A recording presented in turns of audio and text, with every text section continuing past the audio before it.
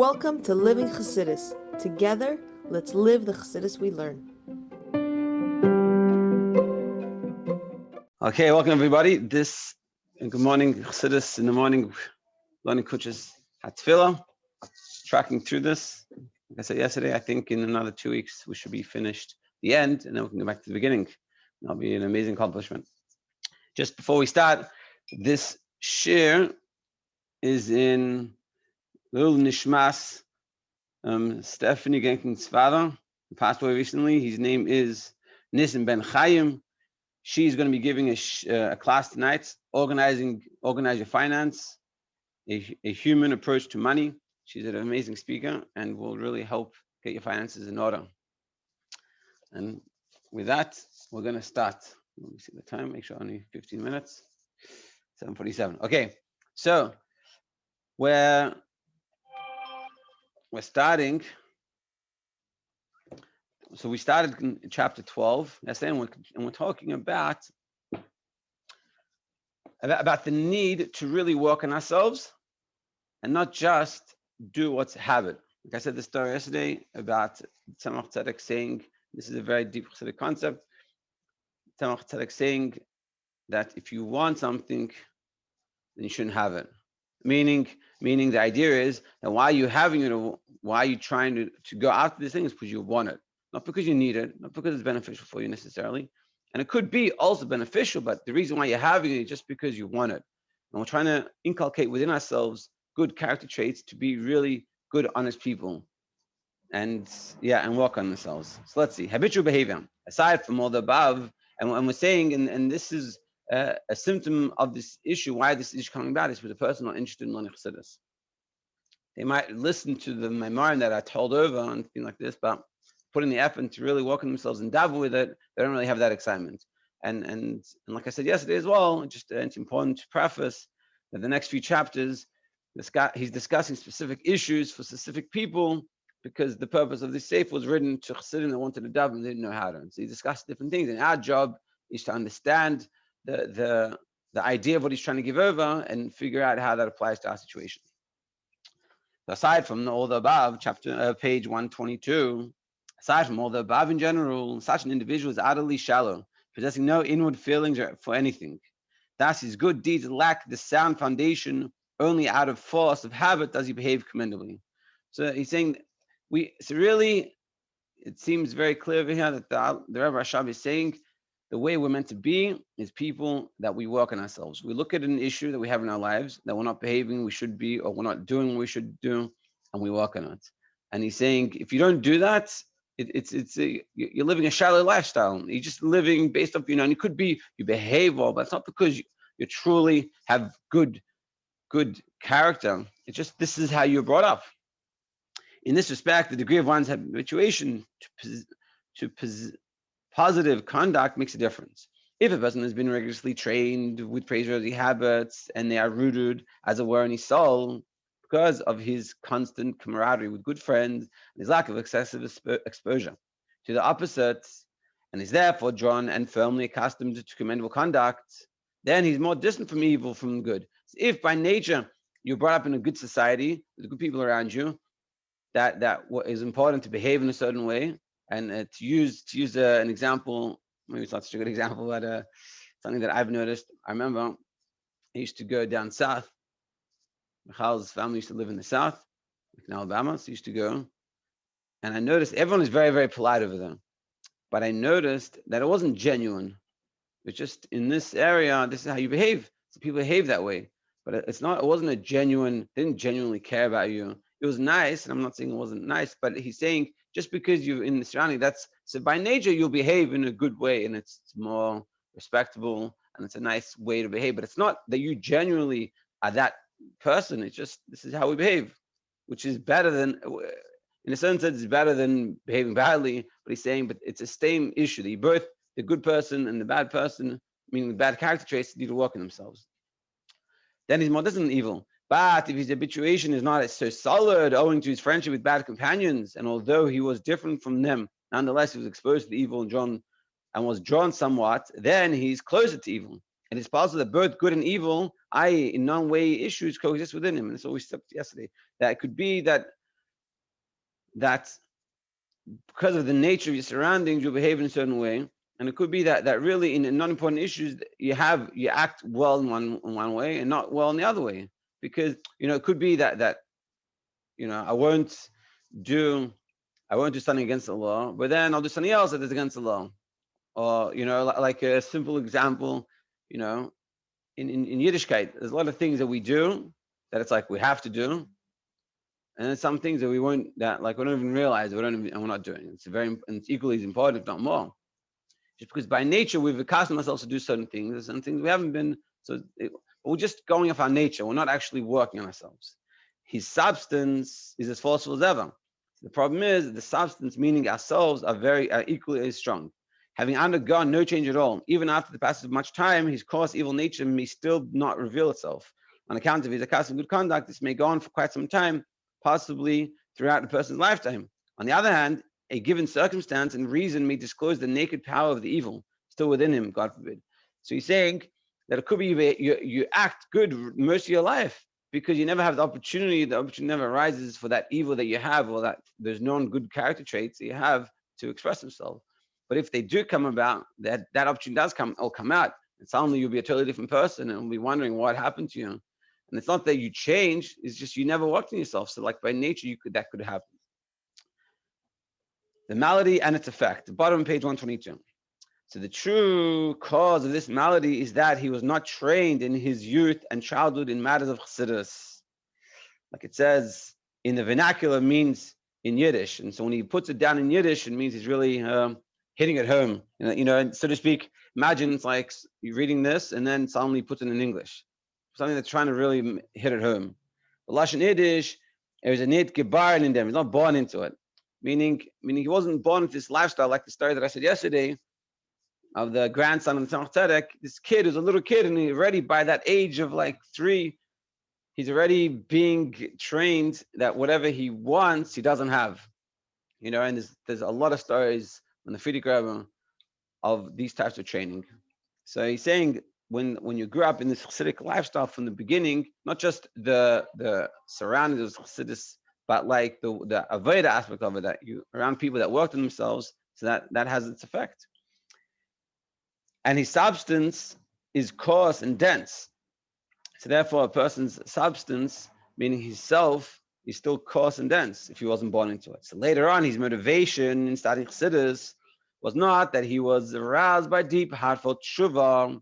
And therefore, when he comes to learn Chassidus, it's not that we learn, and this is, I think, very much with Baal Tshuvas. It's not that we learn Chassidus because we have this desire to do tshuva, but rather that he perceives the goodness of Chassidus. He finds Chassidus enjoyable. So how much more so is the value of his interest in Chassidus diminished if for some other reason led him to study the Chassidus in the first place? So he's saying the best way to learn Chassidus is coming from a place of tshuva, that you want to change, you want to be closer to God. And so let me go learn the Chassidus, it's going to help me. But if you learn Chassidus just because it's enjoyable, it's nice, but it's not going to have the same effect. And even more so if that's not even the reason. If there's a different reason, it's not even the Chassidus enjoyable. Just this is what we do. I'm a chassid, so I learn Chassidus. So therefore, it's not going to have its effect. The best effect that Chassidus can have is when it's coming out of a place that I want life to be different. I want to change. I want to connect back to God. So therefore, although the person is drawn by Chassidus and yearns to hear Chassidic expositions and reviews them, so therefore, because he has this feeling for Chassidus, whether because he enjoys it, so therefore when he learns, he'll put in effort to learn, but nevertheless, in as much as he hasn't experienced the arousal of tshuva, as mentioned, being that he's not learning Chassidus because he wants to figure out how to live a better, productive, proper life connected to God. So therefore, in the essence of his nature, he isn't genuinely distressed, brokenhearted.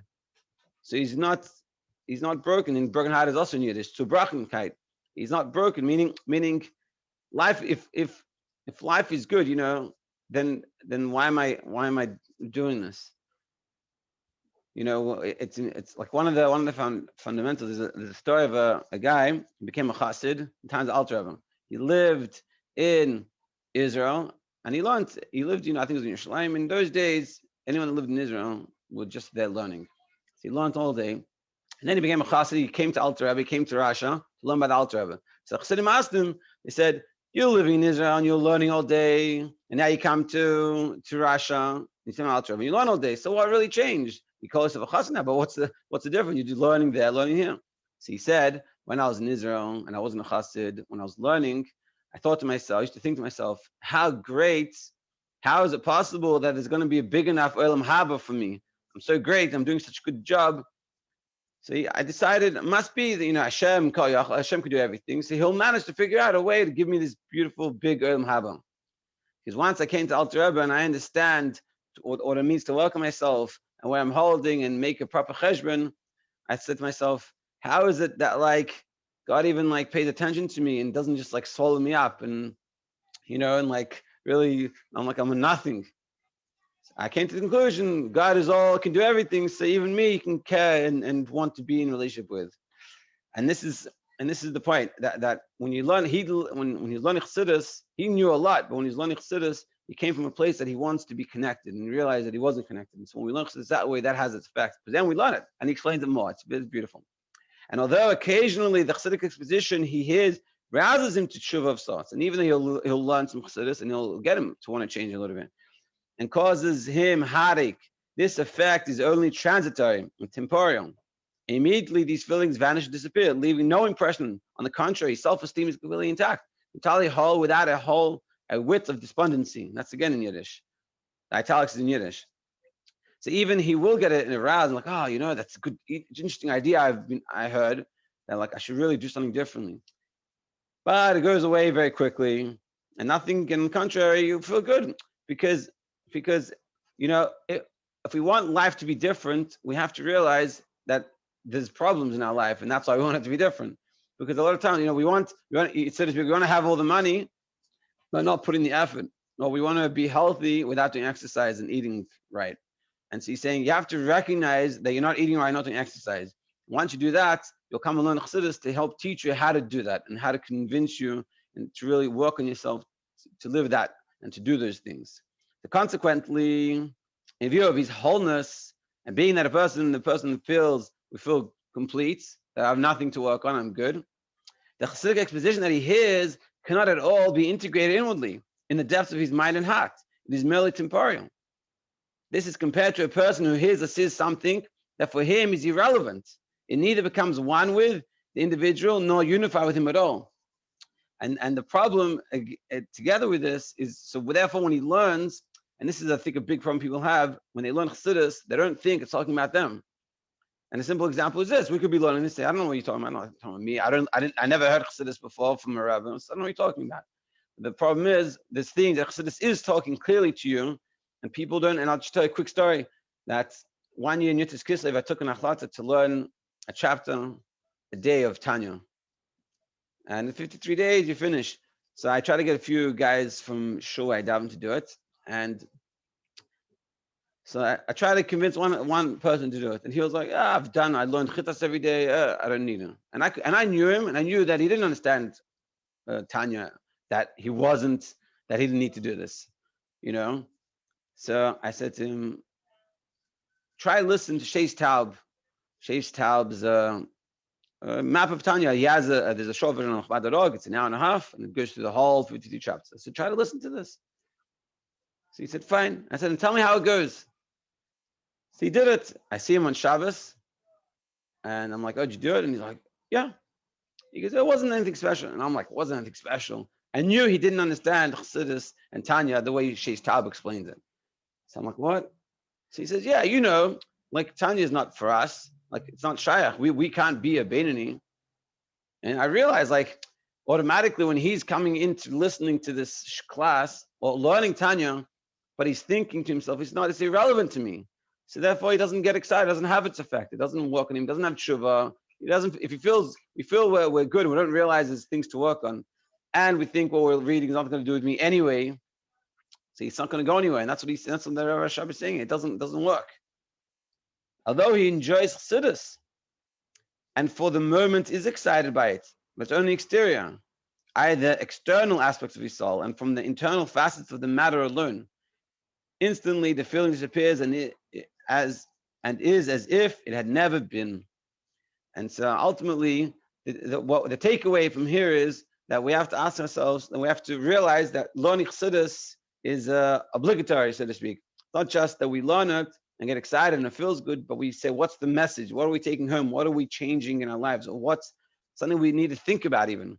Not necessarily every day you're going to change yourself, it'll be amazing, but it's looking at the Chassidus as something that is something I'm meant to work with, that it's trying to teach me how to live my life differently. And not just trying to tell me nice, fluffy ideas that sounds good and it makes me feel good, which is good, but it has to be more than that. It has to be something that it's like I'm living with. What can I do? What is this meant to make? And it could be just you think about it throughout the day. Yeah. And this could you continue. And that's what we're saying, that we're meant to learn Chassidus in this way. And when we do that, first of all, the Chassidus, you'll get up, you'll enjoy loving it, and it'll have its effect and it'll change you. And yeah,